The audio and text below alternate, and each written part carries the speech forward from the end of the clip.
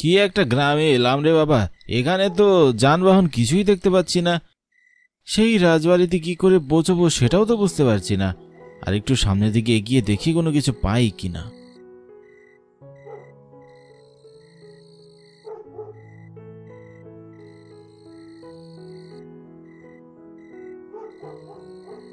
এই যে ভাই, আপনাকে তো ঠিক চিনতে পারলাম না। আসলে আমি এই গ্রামেই থাকি। এখানে তো আগে আপনাকে কখনো দেখিনি। আসলে এই গ্রামে আমি থাকি না, শহর থেকে এসেছি। আমি ওই পুরনো রাজবাড়িতে কিছু কাজ করতে এসেছি। আমি একজন সরকারি কর্মকর্তা। রাজবাড়ির ওই জমিতে অন্য একটি ভবন তৈরি হবে। কি বলছেন? সত্যি ওই রাজবাড়ি ভেঙে ফেলা হবে? কই, এরকম কোনো সংবাদ তো আমরা আগে পাইনি। তাছাড়া এই রাজবাড়িটা অনেক পুরনো, আমাদের এলাকার একটা ঐতিহ্য। এটা কেন ভেঙে ফেলতে চাইছেন আপনারা? দেখুন, এটা সম্পূর্ণ সরকারের সিদ্ধান্ত। ওই জমিটা শুধু শুধুই পড়ে আছে। সরকার সিদ্ধান্ত নিয়েছে এখানে নতুন কিছু একটা তৈরি করবে আর পুরনো রাজবাড়িটা ভেঙে ফেলবে।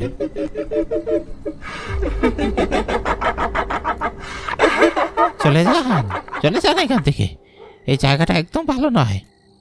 সে চলে এসেছে, সে আর এখান থেকে যেতে চাচ্ছে না। কি কি ব্যাপার? ভয় পেলেন কেন? এভাবে অদ্ভুতভাবে কে হাসছে? এই এই শুনে তো মনে হচ্ছে কেউ কেউ যেন চাচ্ছে না এখানে কিছু তৈরি হোক। আপনি ঠিক কথা কইছেন। ওই যে আপনি রাজবাড়ি ভেঙে ফেলার কথা বললেন, আর তাই তিনি অসন্তুষ্ট হয়েছেন। কি কি বলছেন? কে অসন্তুষ্ট হয়েছে? কই, আমি তো কাউকেই দেখতে পাচ্ছি না। দয়া করে আমাকে স্পষ্ট করে খুলে বলুন। ধীরে ধীরে সবই বুঝতে পারবেন, কিন্তু আপনার না জানাই ভালো। আগামীকাল সকালে গ্রাম থেকে চলে যান, তারা হলে আপনার জীবনে ভয়ঙ্কর বিপদ আসবে। কি করে যাই বলুন? সরকারের বেতনভুক্ত কর্মচারী আমি। সরকার আমাকে এখানে পাঠিয়েছে, কাজ না শেষ করে তো যেতে পারবো না। আপনারা কেউ অনেকেই এসেছে এই রাজবাড়িটা ভেঙে ফেলার জন্যে, কিন্তু কেউ সফল হয়নি। যে রাজবাড়িতে হাত দিয়েছে তারই মৃত্যু হয়েছে। তাই এখনই সময় থাকতে চলে যান।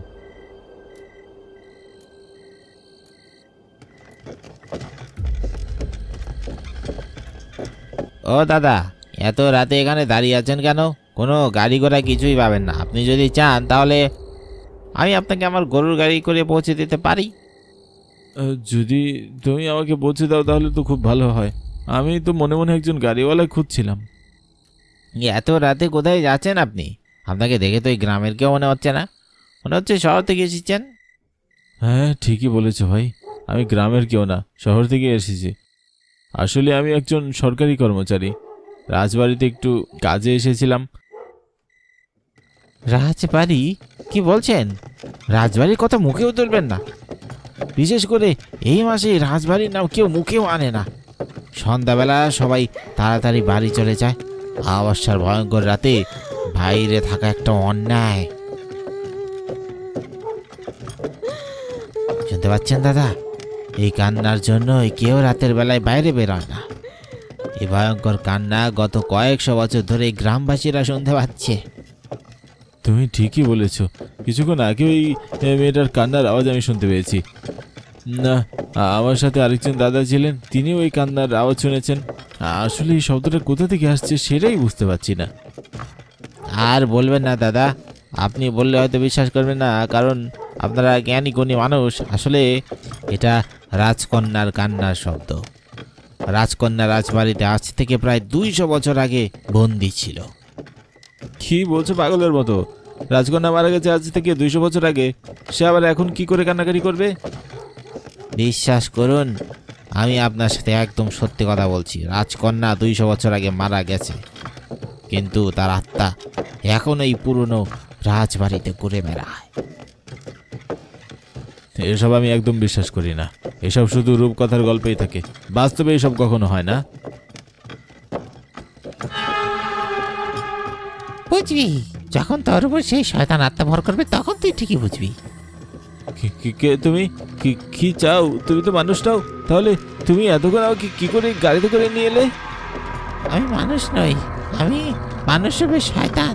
কিন্তু আমি তোকে সতর্ক করে দিয়েছিলাম, তুই আমার কথা শুনলি না, আর তাই আজকেই তোর শেষ দিন।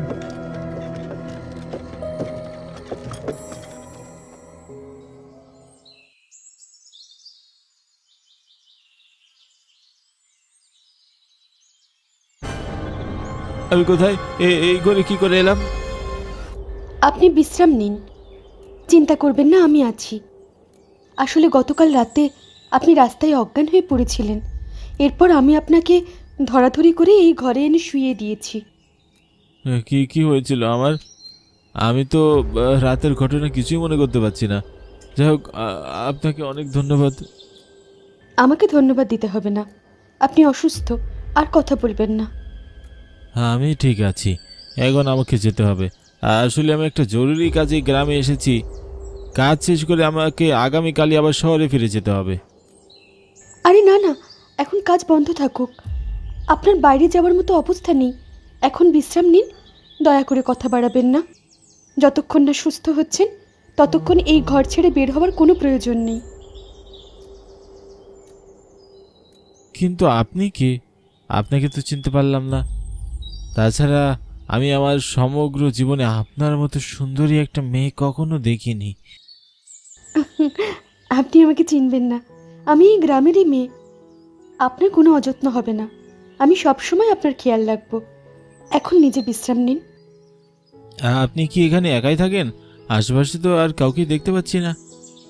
এ বাড়িতে আমি একাই থাকি, তবে এটা আমার আসল বাড়ি নয়, আমার বাড়ি অন্য একটা জায়গায়। কি বলছেন আপনি?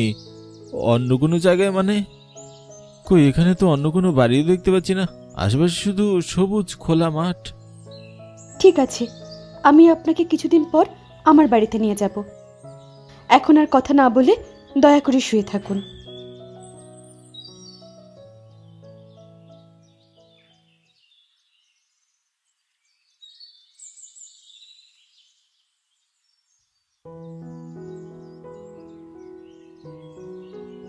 এই যে দোকানদার ভাই, এখানে কোথাও কি চা বিক্রি করে? আসলে গত দুদিন ধরে বাড়ি থেকে বের হয়নি, প্রচণ্ড চায়ের চেষ্টা পেয়েছে। আমি নিজেই চা বিক্রি করি, কিন্তু আপনাকে একটু চিনতে পারলাম না। কোথায় থাকেন আপনি? এখানে তো আশেপাশে কোনো ঘর বাড়িও নেই। আসলে যেখানে আমি থাকি ওটা আমার নিজের বাড়ি নয়, আমার বাড়ি শহরে। খুব জরুরি একটা কাজে গ্রামে এসেছিলাম। এরপর রাস্তায় একটা দুর্ঘটনায় অজ্ঞান হয়ে যাই। একজন মহিলা আমাকে তুলে ওই বাড়িতে নিয়ে রাখে। মহিলা? কোন মহিলা? কী সব বলছেন আপনি? আশেপাশে কোনো মহিলা থাকে না। এইসব এলাকায় গত 35 বছর ধরে আমি দোকান চালাচ্ছি, কোনো মহিলা তো আমি কখনো দেখতে পাইনি। আরে বাবা, জঙ্গলের শেষ মাথায় যে বাড়িটা রয়েছে সেখানেই আমি উঠেছি, এবং আপাতত কয়েকদিন ধরে সেখানেই আছি। এই যে মশাই, আপনার মাথা কি পুরোপুরি নষ্ট হয়ে গেছে নাকি? ওই যে পরিত্যক্ত ঘর, ওখানে কেউ থাকে না। আপনি কোন মহিলার কথা বলছেন? আমার তো মনে হচ্ছে আপনি কোনো খারাপ আটটার পাল্লায় পড়েছেন। যত তাড়াতাড়ি সম্ভব এখান থেকে চলে যান। কি বলছেন আপনি? সেই মহিলা সেবা যত্ন করে আমাকে সুস্থ করে তুলেছে, আর আপনি বলছেন কোনো খারাপ আত্মা?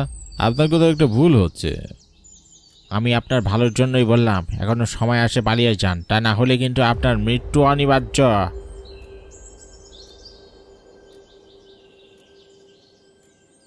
কি ব্যাপার, আপনি এখানে, আর আমি আপনাকে পুরো এলাকায় খুঁজে বেড়াচ্ছি। আপনি তো বললেন সে একটা খারাপ আত্মা। দেখুন তো, তাকে কোন দিক থেকে আপনার খারাপ আত্মা মনে হয়? ওনাকে তো আমি এ এলাকায় আগে কখনো দেখিনি, আর যতগুলো বছর ধরে এখানে দোকান চালাচ্ছি আমি সত্যি কোনো দিন ওনাকে দেখিনি। আপনি দেখেননি তো কি হয়েছে, আমি এই এলাকাতেই থাকি। হয়তো আপনার সাথে আমার দেখা হয়নি, তার মানে এই নয় যে আমি এলাকায় থাকি না। আর আপনি ওর কাছে মিথ্যে কেন বানিয়ে বানিয়ে বলছেন? হ্যাঁ, দয়া করে আমাকে ক্ষমা করবেন। আসলে আমি ভেবেছিলাম আপনি একটা খারাপ আত্মা, আর তাই ওনাকে এসব কথা বললাম। যান, আপনার বাড়ি যান।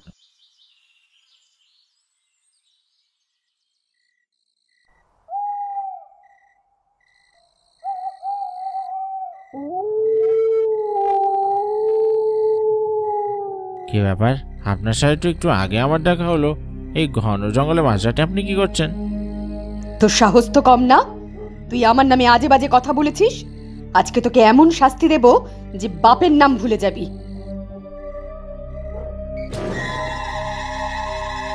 আমাকে ক্ষমা করে দিন, ক্ষমা করে দিন। আমি আর কোনো দিন এসব করবো না। আসলে আমি জানতাম না আপনি এখানে বাস করেন, আর তাই তো ওই লোককে সাবধান করেছিলাম। না, তোকে বাঁচিয়ে রাখা যাবে না।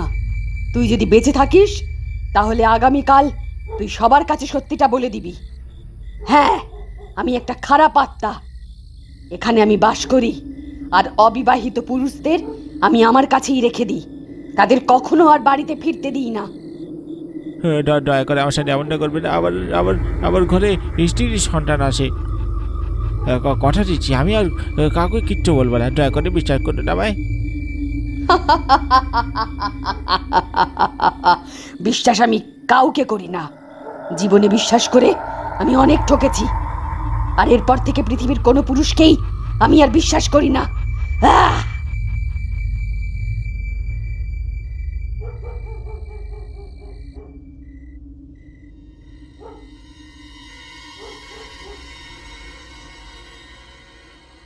কি ব্যাপার, এত রাতে আপনি কোথায় গিয়েছিলেন?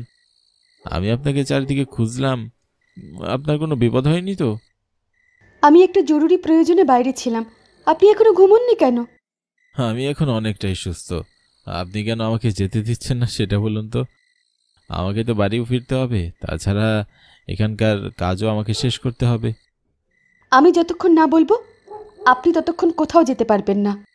তাছাড়া এই গ্রামে একটা নিয়ম আছে,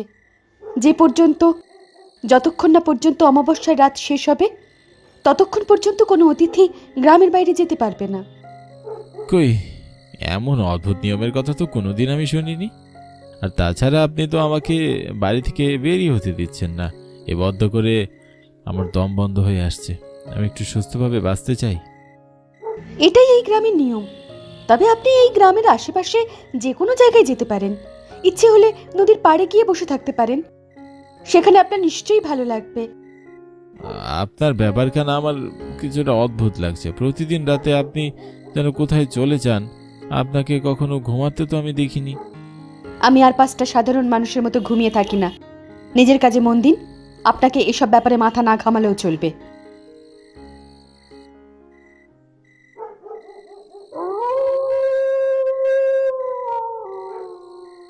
কি ব্যাপার, ইদানিং তো তোকে একদম দেখা যায় না।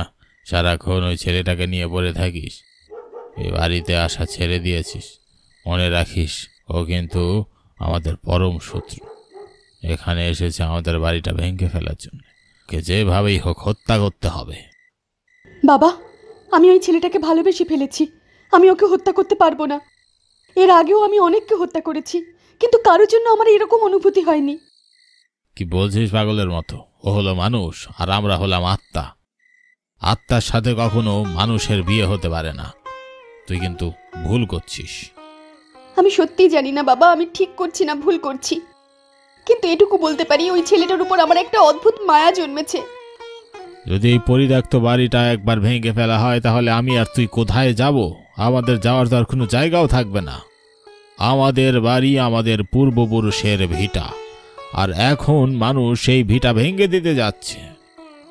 আমি তোর কাছে আর একটাও কথা শুনতে চাই না। যেভাবেই হোক তোকে ছেলেটাকে বাড়িতে নিয়ে আসতে হবে। আমি নিজ হাতে তাকে হত্যা করব। আমাদের ভিটা ধ্বংস করার শাস্তি ওকে পেতেই হবে। ঠিক আছে বাবা, আমি জানি না সত্যি আমি এটা পারবো কিনা, তবে কথা দিচ্ছি আমি ওই ছেলেটাকে বুঝিয়ে বলবো যেন এখান থেকে চলে যায়।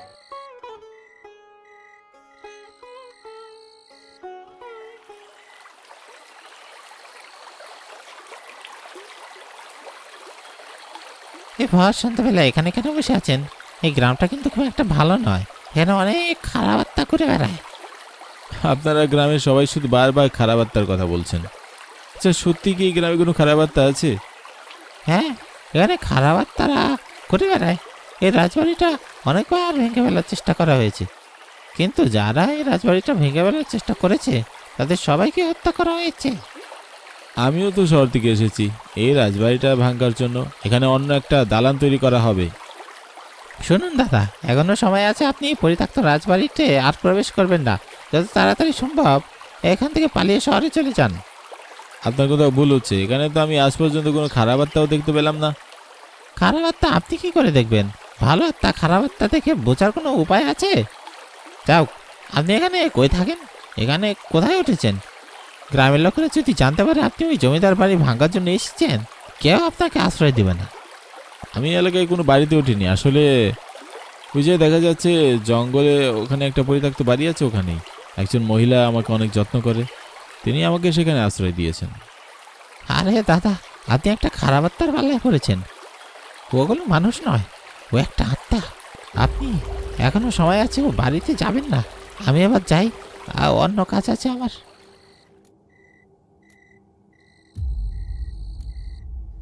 রাজবাড়ির ভিতরটা কি অদ্ভুত। ভেতরটা কেমন গোছালো, মনে হচ্ছে এখানে কেউ বাস করে। অনেক সুন্দর পেন্টিং দেখা যাচ্ছে। দেখি তো গিয়ে পেন্টিংগুলো কার।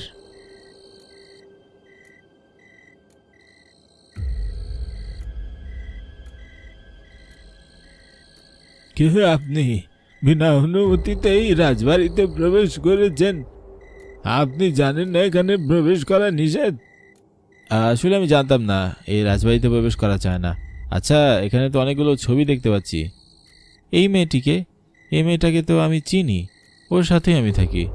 ও আমাকে আশ্রয় দিয়েছে। ও আমার মেয়ে?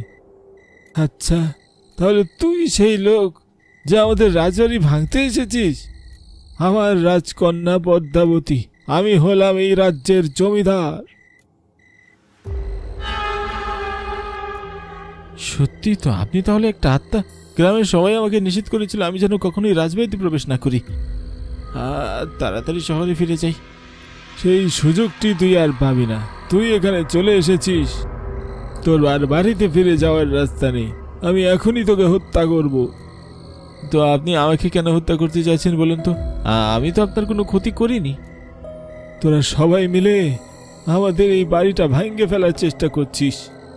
তোরা একবারও চিন্তা করছিস না এই বাড়িতে আমাদের কত আবেগ লুকিয়ে আছে। আমাদের পূর্বপুরুষের আত্মাগুলো এখানে রয়েছে। তোরা যদি এই বাড়িটা ভেঙে ফেলিস তাহলে আমরা কোথায় যাব? আমার উপর বিশ্বাস রাখুন, আমি অফিসে কথা বলবো যেন এই রাজবাড়িতে কেউ হাত না দেয়। দয়া করে আমাকে যেতে দিন। আমাকে শহরে ফিরতে হবে। সেখানে আমার বাবা মা আমার জন্য অপেক্ষা করছে। হয়েছে, আর বানিয়ে বানিয়ে মিথ্যা কথা বলতে হবে না। আমি খুব ভালো করেই জানি তুই তোর জীবন বাঁচানোর জন্য আমার সাথে মিথ্যা কথা বলছিস। আমাকে একবার বিশ্বাস করুন, আমি একটু মিথ্যা বলছি না। আমি সত্যি চেষ্টা করবো যেন এই বাড়িতে কেউ হাত না দেয়। ভালো হয়েছে। দেখ, শিকার এখন নিজেই আমাদের এখানে চলে এসেছে। আর সময় নষ্ট করিস না, এখনই ওকে শেষ করে দে। দয়া করে আমাকে ক্ষমা করো। আমি ওকে কখনো হত্যা করতে পারবো না। আমি তোমাকে আগেই বলেছি আমি ওকে ভালোবেসে ফেলেছি। আপনি এসব কি বলছেন? কই, আপনি তো কখনো বলেননি আপনি আমাকে পছন্দ করেন। আমি আত্মা আর আপনি মানুষ। আত্মা আর মানুষের সম্পর্ক কখনোই সম্ভব না। কেন বুঝতে পারছিস না পদ্মাবতী? এই মানুষ সাধারণ 5টা মানুষের মতো না। ও আমাদের ক্ষতি করার জন্য এখানে প্রথমে এসেছিল। এর আগেও আমি তোমার কথায় অনেকগুলো নিরীহ মানুষকে হত্যা করেছি, তবে আর নয়। এবার যদি এই পরিত্যক্ত রাজবাড়ি ভেঙে ফেলো, তারপরেও আমি আর কাউকে হত্যা করব না। এই যে মানুষ, দয়া করে আমাদের কথাটা একবার চিন্তা করুন। আপনি শহরে গিয়ে ব্যবস্থা করুন যেন এই বাড়িটা না ভাঙা হয়। আমি কথা দিচ্ছি আপনার কোনো ক্ষতি হবে না। আপনারা আমাকে নতুন জীবন দিয়েছেন, আর তাই আমিও কথা দিচ্ছি আমি জীবিত থাকা অবস্থায় এই রাজবাড়ির একটা ইটও কেউ ভাঙতে পারবে না। আপনারা আপনাদের মতো শান্তিতে এখানে থাকুন। পদ্মাবতী, আপনি আমাকে অনেক সেবা যত্ন করেছেন। আমি সব সময় আপনার কাছে কৃতজ্ঞ থাকব। সৃষ্টিকর্তা আপনার আত্মার শান্তি দিক।